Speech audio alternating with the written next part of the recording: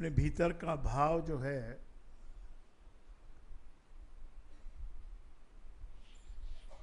वही आपके जीवन की शेप बनती है, जो जैसा आपका भाव होता है।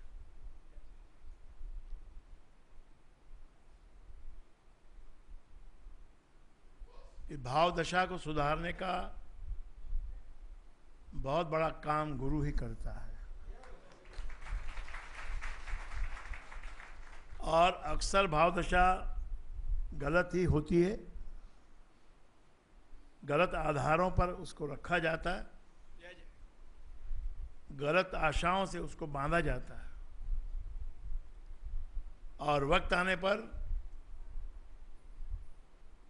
कुछ का कुछ होता है, भावना बिल्कुल बिगड़ जाती है, मनुष्य पस्त हो जाता है। घटनाएं ऐसी घटती हैं कि कहीं से भी कोई भी रास्ता नजर नहीं आता और सर के ऊपर बोझ बढ़ता ही चला जाता है। ऐसे में मनुष्य पस्त हो जाता है, जैसे अर्जुन बिल्कुल पस्त हो गया महाभारत के उस युद्ध में, कुरुक्षेत्र में। बड़ा योद्धा होते हुए भी, गांडीव धनुषधारी, सबसे बलवान, सबसे निपुण,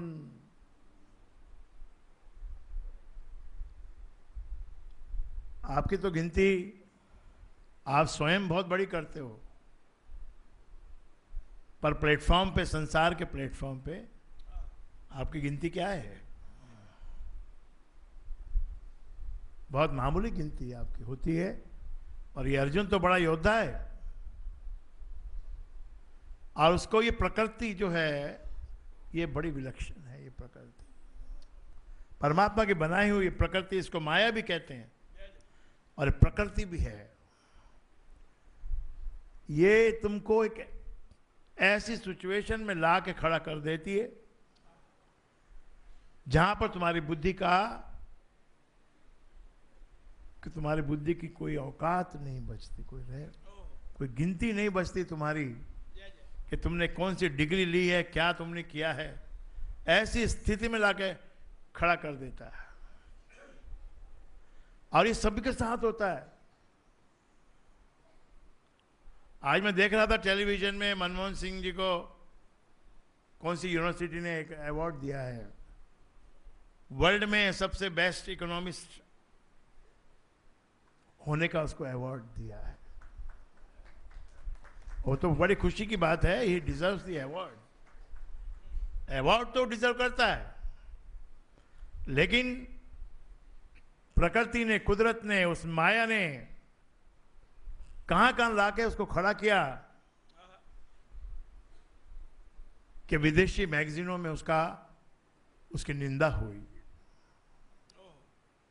है इतना बड़ा वाइज मैन, इकोनॉमिस्ट, लेकिन कुछ नहीं कर पाया। कोई समय ऐसा होता है जब कुछ नहीं कर पाते, कुछ नहीं कर सकते। धनुष जिस हाथ से पकड़ता था अर्जुन, वो हाथ ही कांपने लग गया। धनुष तो कैसे पकड़े, पूरा हाथ और पूरा शरीर घुटने पसीने पसीने हो गया और घुटने कांपने लग गए। घुटने टेक दिए उसने जमीन पर, और उस मधुसूदन को कहा कि मैं युद्ध नहीं करूंगा। कैसे युद्ध करूं? सामने मेरे गुरु खड़े हैं, आचार्य खड़े हैं। गुरु नहीं, आचार्य। आचार्य है और मेरे दादा हैं भीष्म पितामह, और ये सारे सगे संबंधी मित्रगण जिनके साथ हम खेले हैं, कूदे हैं, उठे हैं, बैठे हैं, आनंद किया है, आज वो युद्ध में मेरे सामने खड़े, और हम लड़ रहे हैं जमीन के लिए, राज्य के लिए। तो मुझे ऐसा राज्य ही नहीं चाहिए कि जिस राज्य को प्राप्त करने के लिए मुझे इतना खून खराबा करना पड़े। तो मुझे वो राज्य ही नहीं चाहिए। ये भी एक बहुत बड़ी बात है, कोई मामूली बात नहीं है। किसी वस्तु का त्याग करना एक 2-4 फुट या 100 फुट या 200 फुट जगह का त्याग करने के लिए कोई तैयार नहीं होता है, बल्कि उसके लिए लड़ाई झगड़ा हो जाता है और कोर्टों में भी जाके लोग लड़ते हैं उस 1000-2000 फुट के लिए, जो भले 2 करोड़ की होगी, भले किसी शहर में 5 करोड़ की होगी, सबब में 1 करोड़ की होगी, उसके लिए भी लड़ाई होती है। कोई नहीं त्याग करता। त्याग की भावना से सब वंचित होते हैं। अक्सर सब अपने लिए सब वस्तु इकट्ठा करना चाहते हैं, ये भावना हमारी होती है। सारा काम भी हम अपने को प्राप्ति हो उसी लिए करते हैं। जो हमारा दृष्टिकोण है वो यही है कि मुझे इससे क्या मिलेगा और मुझे इससे क्या मिला। तो ये दृष्टिकोण जो है ये दोषपूर्ण दृष्टिकोण है। ये दृष्टिकोण वाले को कहीं ना कहीं जाकर ऐसे बीच में ऐसे रुकावट आ जाती है कि सारा खेल ही बिगड़ जाता है। तो त्याग की भावना को डेवलप करना चाहिए। शुरू से अपने को ये होना चाहिए, थोड़ा है तो मैं थोड़े में से थोड़ा मैं ले लूं और थोड़ा इसको दे दूं, तो बात बनी रहे, प्रेम बना रहे, मोहब्बत बनी। जय जय जय जय। और मोहब्बत सिखाती भी यही है, प्यार, प्रीत, मोहब्बत, प्रेम, भक्ति यही सिखाती है कि दे दे इसको, कुछ ना बिगड़ेगा तेरा। अगर तू देगा तो तेरा कुछ नहीं बिगड़ने वाला है, तेरे को मिलने वाला ही है। कृष्ण भगवान अर्जुन को समझाते हैं कि फल की तो चिंता ही नहीं करनी चाहिए। चिंता इस बात की करो, किसान जो है चिंता इस बात की करे कि मेरे खेत की मिट्टी ठीक है कि नहीं है, उसकी जांच करवाए। क्योंकि जो खेती जब फलीभूत होती है, जब फसल लगती है, तो उसमें किसका बड़ा रोल होता है? कौन सी मिट्टी थी, कैसी थी, मिट्टी में कितना मिनरल था, कितना केमिकल था, क्या उसके अंदर में ताकत थी, वही फिर बाद में उस फल में जाती है। अगर मिट्टी में ताकत नहीं है तो आगे जो दाना लगता है ना उसमें कुछ नहीं होता है। कोई कोई अनाज, कोई कोई गेहूं और कोई कई तरह के फल हम खाते हैं, कैसे तू तू करते हैं, बेकार है ये, कुछ स्वाद ही नहीं है इसमें, फोकस है। क्यों? क्योंकि उसकी मिट्टी जहां वो पैदा हुआ उसमें दम ही नहीं है।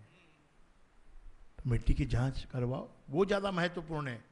फल की कामना से तो सब हो ही रहा है, लेकिन दृष्टि फल पे रखोगे तो सोचोगे कि फटाफट लगाओ, फटाफट करो, फटाफट हो जाए, सब कुछ फटाफट हो जाए।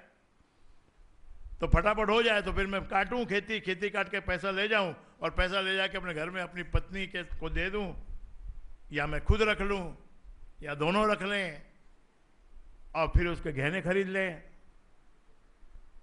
और अपने लिए सब सामान खरीद लें, बाकी बात को गौन कर दें। ऐसी भावना है तो फिर मिट्टी का जांच कौन करेगा?